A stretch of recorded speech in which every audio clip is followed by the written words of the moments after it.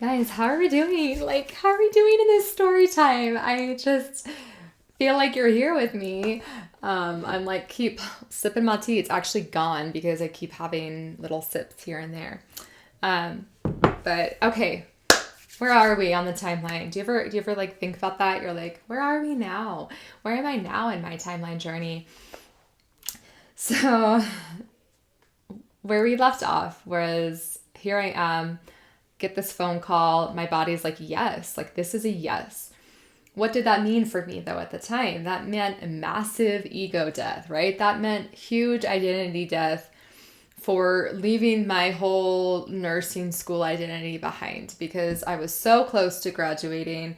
And you might be like, but Hannah, you were falling apart. Oh my God, near death, blah, blah, blah. And I get it, right? It sounds insane to even say these things. That's why I knew I had no other option but to walk away and choose something different. How many times have you been there? You had no other option but to walk away and choose something different. Even when that something different was like so unknown, you had no idea what it was. You really hurt and like really ached inside to leave someone or something or some chapter behind, but you knew you had to, right? Like you knew that there was no other option at that point, and you simply had to proceed with that knowingness that life's going to be there for you. It's all going to come back around, or it's all going to work out.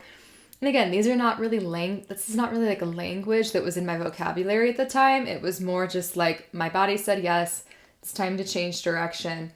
And I needed to go find true healing. I really needed stability. I really needed grounding. I really needed to nourish and come back into this body after so many cycles of, these massive events unfolding. So this was my season of choosing to stay, choosing to be here, choosing to be in the body. I was still in and out of recovery centers for my eating disorder, and I knew that that was part of like the terms and conditions for me was to basically go to rehab, go to recovery. And again, here I am surrounded by all these beautiful people hooked up to feeding tubes and, all of the just sadness that you see seeping out of these sweet, sensitive souls. People being force fed these disgusting shakes, like after they don't eat a meal. And then inside, I'm always like, but why aren't they eating? Why aren't they eating the meal? Why aren't they eating the food? Why? Why are we like force feeding if we don't understand what's going on deeper? Again, I'm on this quest. Part of me always felt like I'm just observing so much and so much right now. I'm getting so much information right now. I'm getting so many experiences right now, all the while knowing I was the human Hannah and like going through my own journey. And it always stood out to me that like in all of these professional, clinical settings, talking to all kinds of people, nurses, therapists, clinical directors, doctors, all types of specialists.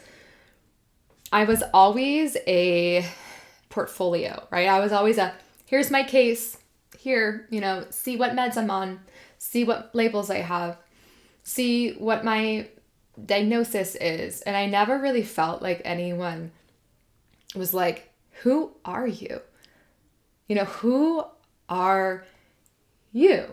Not the this that we present with, but the who are you? Who is this deeper part of you? And I know that sounds crazy to even think that that would be accessed in these settings, but doesn't it kind of blow your mind that like we go through so much on our life and in our journey, and we miss sometimes that those direct access contact points into the deeper truth, into the deeper you. And then we wonder why it's so hard to be ourselves. And then we wonder why being you seems like an Olympic obstacle course instead of this like, relax, this is me, this is who I am.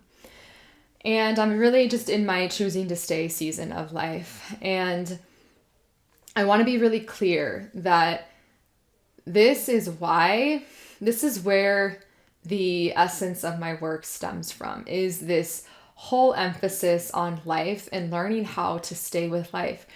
learning how to be with life, learning how to connect to life. Because in all of these experiences, I eventually, have this massive awakening of like, wow, oh my God, this is not me. This paper version of me is not me. I am something more. There is a real me in here that's sensing and feeling all of this, that's observing all of this. And that started to intrigue me. And I began to become intrigued by how I could access that part and connect to something bigger, even when every single circumstance looked like it wasn't possible. Looked like, no, we're just going to keep you in this box. How does this box look? Does it feel good to you? Do you want to be in the box? And I just kept being like, no, I don't want the boxes anymore. I want to find me. No, thank you. I don't need another prescription, And so how many times have you felt that? How many times have you felt like, let me just put you in this box? Or when it comes to healing, let me drag you through this obstacle course, and then maybe at the very end, then maybe you can access who you are. Then maybe you can start to see who you are. And so this is really the essence of my work. And this is the essence of what I've created for people to step in to an experience of remembrance, to really harness your own intuition and your power and your safety in your body, and knowing that you always have what you need within you. We simply need to remember how to access it. We simply need to remember how to harness that power, enhance that power, activate it, and return to you. But what I really step into this whole space with is that, like, you are already here. You're here, babe. You're here inside. Like, I don't believe in, all of the ways in which we want to make it so hard for you to be you. And so the pathways that I've created for women to access and remember yourself and to step into yourself, and for people to reunite with the essence of life, that spirit, that force, that substance that is holding you through all of this, so that you can actually be in the transitions of life, so that you can actually go through your life experiences as you, resilient, whole, complete. And that's something that you can't heal from, because that is the nature of this journey. And I'll keep sharing more of my unfolding and where things go, because I know that it doesn't, trust me, it does not end here. It doesn't end here. Sure doesn't end here.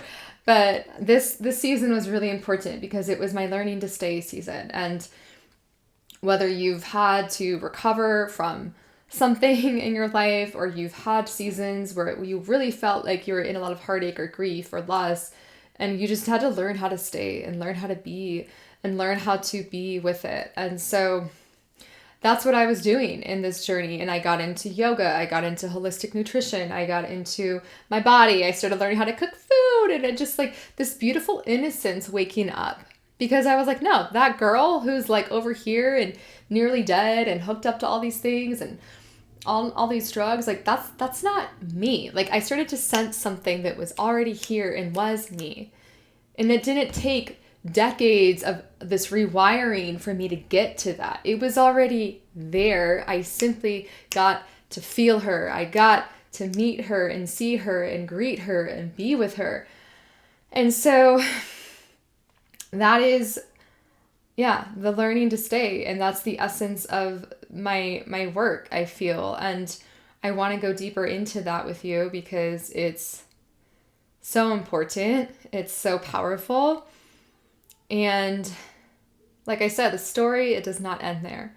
And so I will share what happens next, because I'm on this journey, right? I'm getting healthy, which really was like, I'm getting stabilized. And the next thing that happens in my experience was another really big initiatory event. And I will share more with you in the next chapter.